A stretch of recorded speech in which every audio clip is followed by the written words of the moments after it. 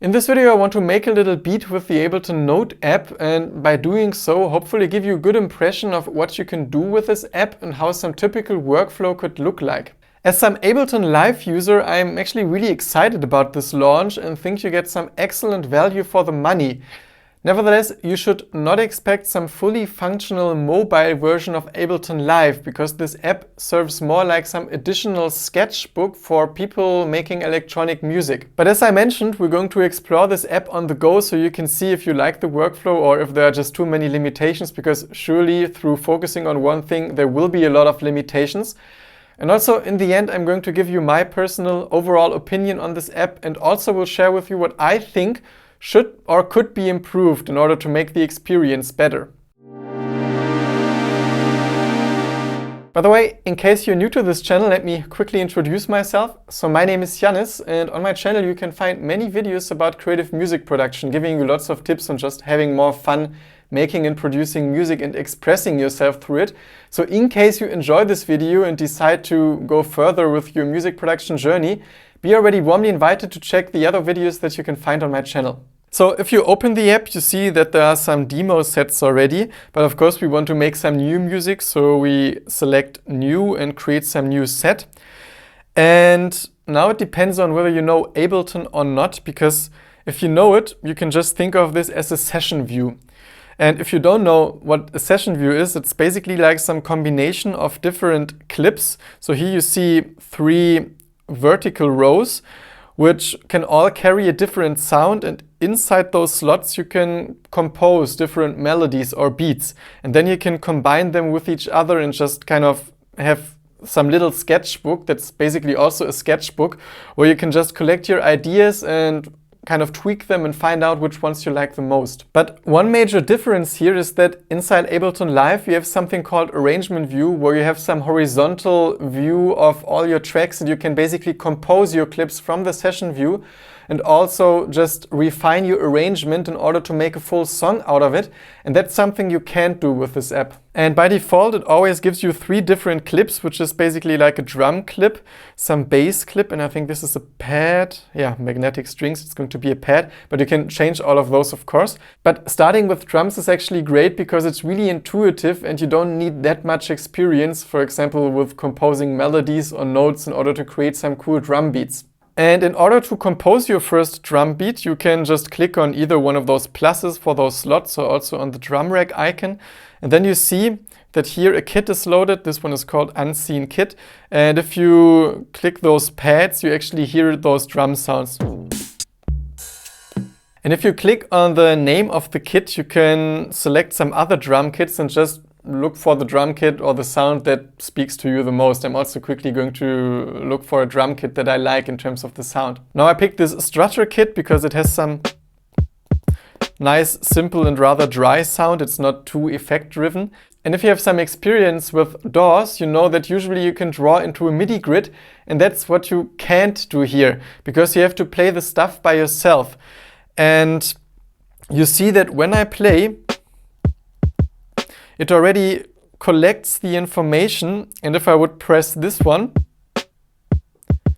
it recognizes this and turns it into a beat, which is actually kind of cool. So you don't even have to know the tempo, you can just start with your beat. And in this upper right corner, you see that now the tempo is selected at 161, because it kind of recognized that this beat is played in this tempo. But otherwise here you can also just manually select the tempo and also enable some click track here, the metronome. But actually that's kind of cool that you can do it without the click track and just trust your first drum beat idea and move on from there. And I also like that you can gradually just evolve your beat, because if you play it and play some other pad while you listen to it, it's going to save it here and asks you if you want to edit. And if you edit, it's just going to be added to the arrangement. This sounds a bit dull though, so I don't want it. But this way you can also, if you're not this experienced with playing stuff by yourself, just really slowly build up your beat. So let's actually use a click track, for example, and just clear this whole beat so there's no beat. Now we have the click track. Let's make it a bit slower. And you can just start by playing one note. And click on Create Clip. You just start with some kick drum. Oh, I'll change the kit now again. So now with the strutter kit again, you see we just start with one kick drum. And you can basically slowly build your beat. So just, for example, put a snare here. And you can add. And check some hi-hats, for example. Or this clap. Why not? And now you also see that it sounds a bit shaky. Also, I'm not really good at finger drumming. I'm actually really bad at it. But there's also some quantize function. If you click this one here, you can quantize, and it's now quantizing to 16th notes. I'll also show you in a second where you have some more detailed settings for the quantization. So now it should sound better. Kind of like it. Let's also add one note at the 4th note position.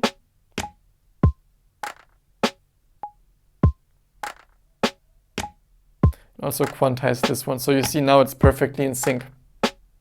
And here on the upper side of the screen, you see that you have some settings for the sound. But I'm going to go back to those sound settings after walking through those instrument options, because first I want to focus on the music. So the musical content you can actually feed into this program. And after doing that, I want to focus on the sound. So if you click on this slot where you see those MIDI notes, they actually become a bit larger. And if you click on one of them, you get some additional menu where you have several settings. So for example, you can transpose. Now in this drum rack, it means that you just move a sound to the layer of another sound. It's not super clear to see where you are exactly at. But yeah, it's more important, I think, for those melodic sounds. And if you use those on the right or left side, you can do it by octaves. But again, that's more relevant later to melodic sounds.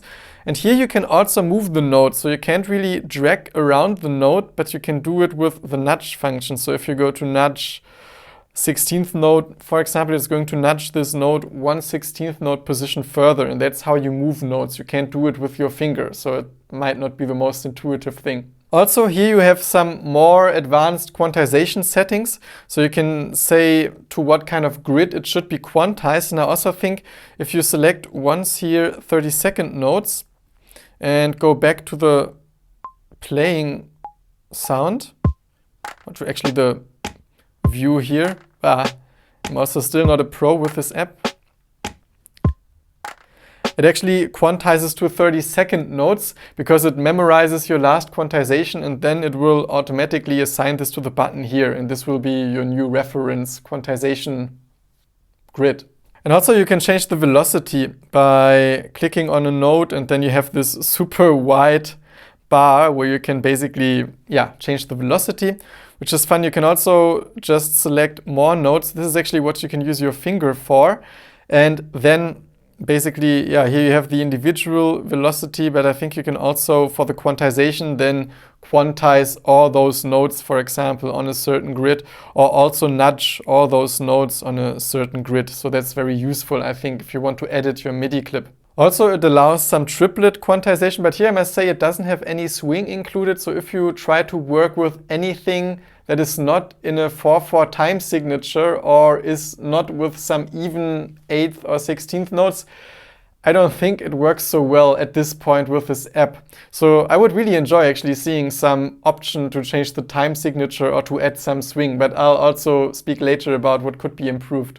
Also, if you hold your finger on this bar here that says 1, you can duplicate the clip, and then you have basically 2 bars. And if you're working with loops that have more than 1 bar, you can also just select a section of it and loop it by clicking on it, or also then deleting it. If you hold your finger and swipe to the left, then you see this red thing, and then we're back to 1 bar. Also, I actually decided to delete this last note, so our beat right now just has those 3 positions. I like the space of it, and we're going to add more stuff to it, so I think it works well. 2 more symbols you can see on the bottom. One of them is this one here.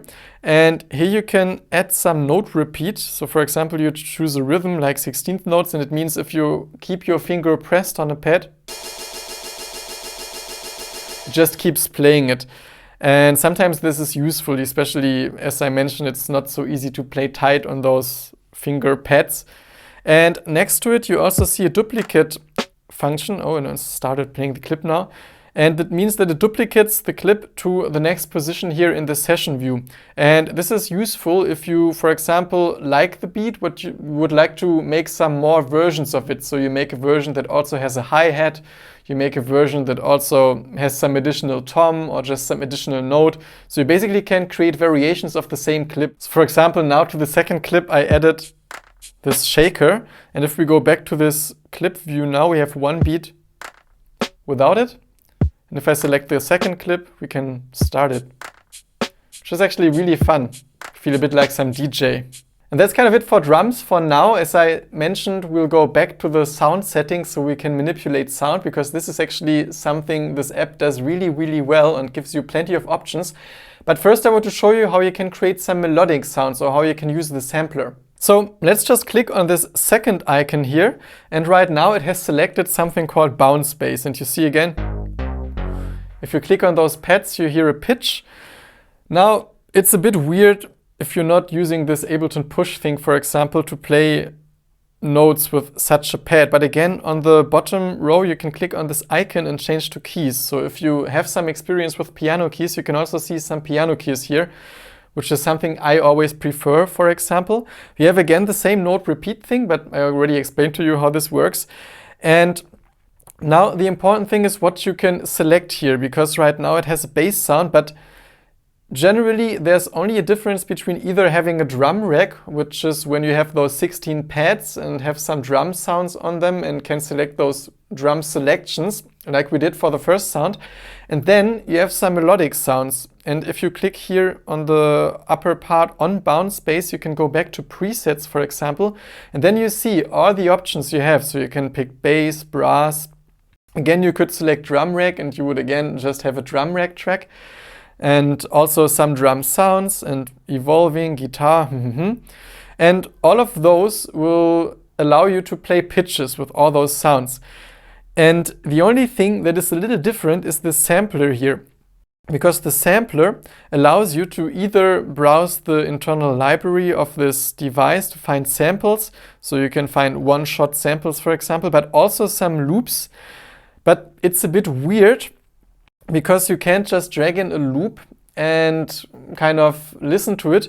You have to record the loop once and keep your finger pressed. So for example, if you have a conga beat at 100 BPM, if you just press once, it's just going to be a little blip. But if you keep the note pressed, it's very soft, but I try to make it a bit louder. Maybe we also have to go some octave higher. Now, like a sampler, it just pitches this note, but also you see, depending on where you play it, it's faster or slower. So it requires some work to sync this. So if you're using loops or you want to use some 4-bar melody loops or bass loops, I don't think this app is the best one for it. But instead of using a sample from the internal library, you can also record yourself through the microphone of your phone. So if I press this button here, it just records me speaking right now. And now we have a sample of this. But this is also maybe a little weird because this is not a multi-track recording app. So you can't just have your loop played and on top record your voice, for example. It's now a sample, so I can listen to it at different pitches. Button here, it just Again, same system, played at different speeds. So if you want to record like a voice idea you have for the loop you just created, you basically have to record it here and then trigger this sample once by keeping the note pressed. And again, you see this is not the most organic way of making music, and this is obviously not what this app was created for. But this is really fun, of course, to now manipulate the sample, and again, we'll go into the sound part in just a second. First, let's also just check those other options here for sound. So this is the sampler, but if you use some other pitched sounds, it's a bit easier because they are also already pitched to your notes, because if you're working with samples, you also have to tune them, because sometimes you press some E on the keyboard, but in fact it's some B major chord, for example, because you can also select chords here. And let's go back to bass, because it's nice to add bass after starting with drums, maybe just the first one. We're a little in some high octave. And now we can play. And of course, now you think, okay, if you're new to this and you have zero idea about music theory, how on earth can you make some interesting bass lines or melodies with it?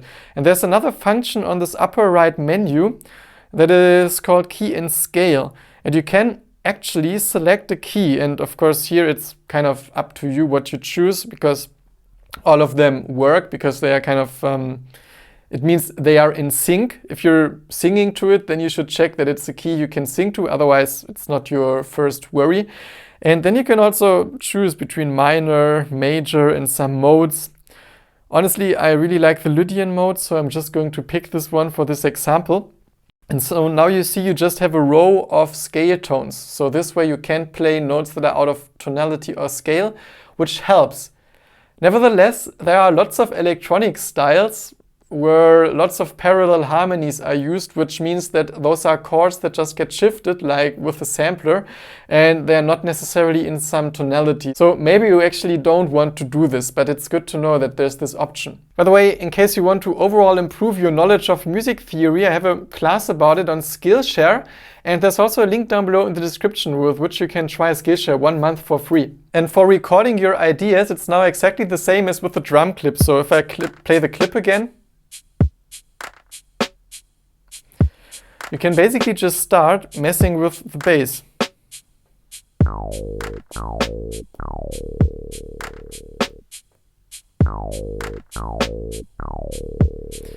For example, and you can quantize it again. Now, what I dislike is that I can't make the note longer, because obviously if you play with your fingers, it's really difficult to hold a note until you press the next one, unless you really practice.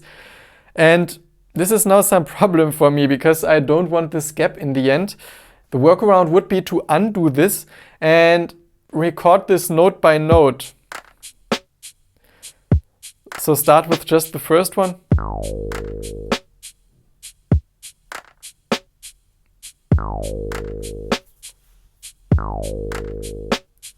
And now it also thinks it's just one bar, so we have to actually duplicate this and erase the second note. So yeah, you see, this is a bit complicated already. And also with the menu navigation, I'm always a bit lost. So now we have to record the second note.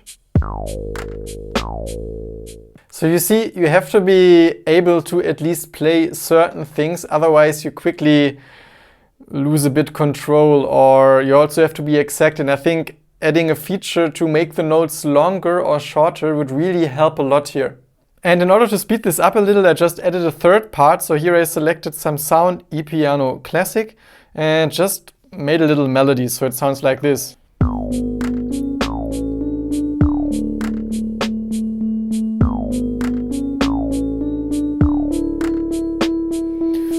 So like this. And you could just add additional tracks by clicking on this plus here. But I just want to give you the rough demonstration, so we're not going to do it for this tutorial. And one thing about the keys, so it has the beat repeat, but it doesn't have like some arpeggiator. And I think this would also be really cool, because since this app is some idea generator, it's also cool to accept the fact that on the phone you'll not be able to play amazing with your fingers anyway, so it's cool to give you tools that can maybe help you come up with interesting stuff. And arpeggiators or sequencers or random functions are those, and those would be super amazing to be included in this app, in my opinion. By the way, if you also want to have some more ideas on how to create your first little musical piece and how to generate musical ideas and compose little melodies without knowing too much about music theory, I also made a class about this that you can find on my Skillshare page, and there's a link down below in the description with which you can register 1 month for free. And these are kind of the options for creating musical content inside this app, but also it allows you to mess a bit with the sound, and I think this is a very, very fun part of the whole thing, and I want to give you some examples of what you can do. So, for example, let's go back to the drum rack, and you can see that it has 4 fields here on top underneath the name. And so here you can also actually change the preset I found out. So you can also store them by style, acoustic, electronic, and hybrid, which is cool. Then here you have basically the sample and you can replace it. So you could insert your own sample into this drum rack, or I could right now with this microphone symbol, again, immediately record some new sound and it would be replaced and have my own sound inside this drum rack. And then you have 2 effects. And the difference is that you have a pad FX, and this is something you can select and send in, and you can send the individual pads into it. So for example, right now there's a reverb, and you could say you want to send this pad into the reverb, but for example, you don't want the kick to be sent into the reverb. So now there's just this reverb, and maybe you decide that for this sound you would also like a bit. And all of a sudden you can create some space, but you don't have to do it globally. You can do it per pad, which I think is a great thing. But you can also do it globally and put some global effect on your drum kit. So for example, right now there's the saturator. So you can add some drive and mess a bit with the sound here, which is really cool. And then you see all the time when I turn one of those knobs, something gets added to the, let's call it MIDI grid here, which is some automation. So all the time you change knobs, it kind of memorizes this automation or the movement you made for you and gives you the option to just record it into the clip, and this way to add some movement to it. And I actually forgot to mention that here with the left symbol you also have some more sound-based parameters for every pad. So you can transpose it, for example, or you have the decay, like how long it is, and the filter frequency, like how the tone sounds. So you can change this for all the individual pads. And sometimes I find it really fun to mess with those in real time. So right now I'm messing with the kind of shaker.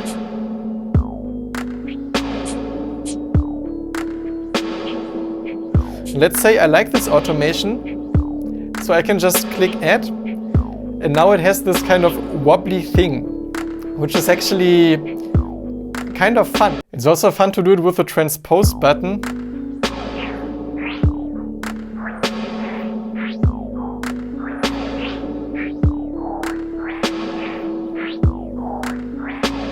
And all of a sudden you created some little soundscape that also breaks a bit the staticness that otherwise comes from using those drum loops. And I think this is something they made really well to give you instant access on just breaking this loopy vibe that easily comes by creating loops and having this type of system. So this is maybe my favorite part about the whole thing. And it works exactly the same way for those melodic sounds, with the only difference that while at the drum rack you have like one effect where you can send the pads to individually and one global effect.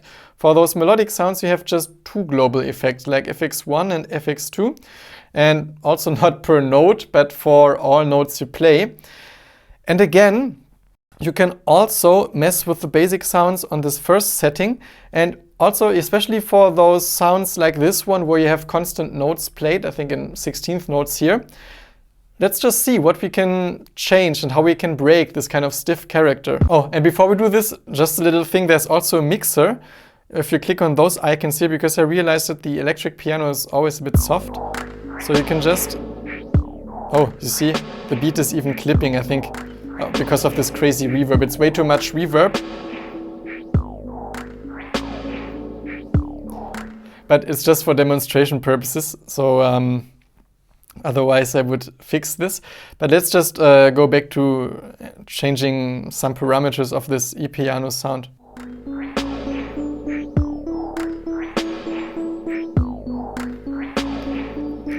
So this is cool with those tines tones. I could create some different overtones, for example. You can also mess a bit with the decay. It's a bit like applying some LFO, but you do it manually. And just to give you some idea, this beat is by far not the most amazing one, but all the time I make beats for demonstration purposes, for showing functions, they always sound like this for some reason. So be also warmly invited to check out some other videos on my channel that are more about creating something I just made sure before that it's kind of cool. But nevertheless, those are basically the things you can do with this app. And now once you have your little sketch, it also allows you to use something called Ableton Cloud, which means that when you also have some Ableton version on your laptop, you can just load it or upload it to the Ableton Cloud on your phone and then immediately open it inside Ableton Live on your computer, which is also really cool. And I also checked it works with Ableton Live Lite and Intro as well, they say. So you don't need to have one of those more expensive versions. Also, if you're just starting out and have one of those basic versions, you can do it, which I think is really great. And then on your computer, you can make the full arrangement out of it. And just some final thoughts. I think for just €7, at least that's what it costs you in Germany, you get some excellent value because you have some mobile app that you can easily create stuff with, and it's really inviting. So it's not looking messy, the interface is kind of clean. And compared to many other apps that I've seen that have some very generic sounds, it actually has those Ableton sounds and you can modify them and also learn about them on your phone, even if you don't even have like some Ableton version on your computer yet, which is super great. And since this app is new and just came out, they made a super great job. What I would really enjoy is to kind of dig deeper into the creative section of it, because since it's on the phone, you have limited capabilities of what you can do with your fingers on those pianos and those kind of pads, and I also never really like it. So it would be fun to have some generators for ideas that help you come up with stuff, like some arpeggiator, some random functions. It's stuff that is actually in the full version of Live 11. And I think this app would really benefit from it. So if it would really focus on helping you generate ideas, I don't even care so much about this fact that you can't have some arrangement view and that it's not a DAW or you don't have the multi-tracking. As I mentioned, I like the simplicity, but some additional features of editing MIDI would be super great. If you can just change the note length, like this was really some annoying thing to me, or just a little grid where you can also use your finger, maybe if you use 2 fingers, to drag those little notes around instead of using the nudge function, because this is not something that is really organic. And also I would really enjoy if you could change the time signatures, or you could play a bit with different swing amounts and feels. I think if this app focuses even more on being some idea generator, then it's going to be a super nice tool that I would use for sure all the time I'm sitting somewhere without my laptop and just feel like doing something little creative. Also, I think this app can be a super great starting point for people who want to get into music production, because it's just a few euros. And in the beginning, you don't have to necessarily make full songs. I see a lot of people, also some of my students, having a lot of fun just creating little loops. And also if you're some musician, it's a super cool tool to actually make some more exciting backing tracks for you, rather than some dull things you find online or you have from some other book or something. And you can immediately make them more personal and on the go, just get a little more comfortable with music production. But even like this, I think it's already really fun, and I'm also curious to hear from you in the comments down below how you like it, if you tried it already or what you think about it. Personally, as I mentioned, I like if apps focus on one thing and don't try to imitate some full computer program. And I think it's the right path that they try with this app. And if they even improve it, I'm really looking forward to see where this goes. And if you're using it and you have your loops and you're thinking about making a full arrangement out of it, I want to warmly invite you to check this video here, which is about turning loops into arrangements. And I think it can be of help if you struggle to make some full songs out of your music. Apart from that, I wish you inspiration with whatever it is that you create, and really hope to see you soon again at this channel. Bye!